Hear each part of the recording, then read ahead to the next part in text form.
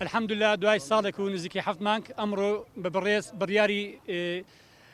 دادوەری یەکەمی دادگای کەتنی هەولێر بێریڤان ئەیوب حوسێن ئازاد کرا بە ئیفراز شەرتی پاش ئەوەی کە ئێمە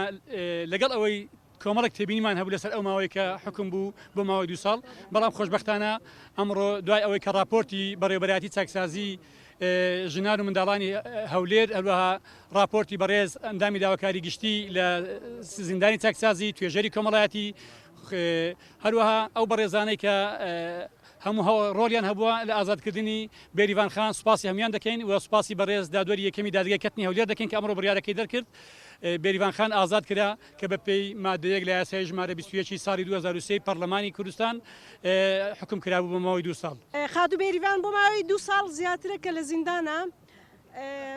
زۆربەی ئەو مافانەی کە پێشێل کراوە هیوادارم قەرەبووی ئەم مافانەی بکرێتەوە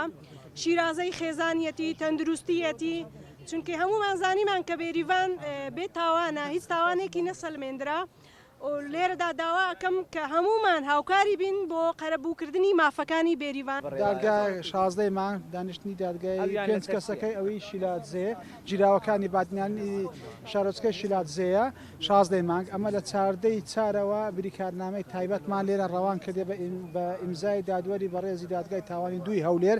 بەڵام هەتا ئێستا بریکارنامە تایبەتەکان بۆ نزیکەی مانگێک نەگەڕاوەتەوە هەر لە ئاسایشی گشتی لەوێندەرە پەنجەمۆریشان پێکردینە نەگەڕاوەتەوە ئەمڕۆ لە بەیانیەوە لەگە دەستی مافی مرۆڤ و لەگە برادرانی وێندە لەسەر پەیوەندیدانە لە هێندە لەگەوان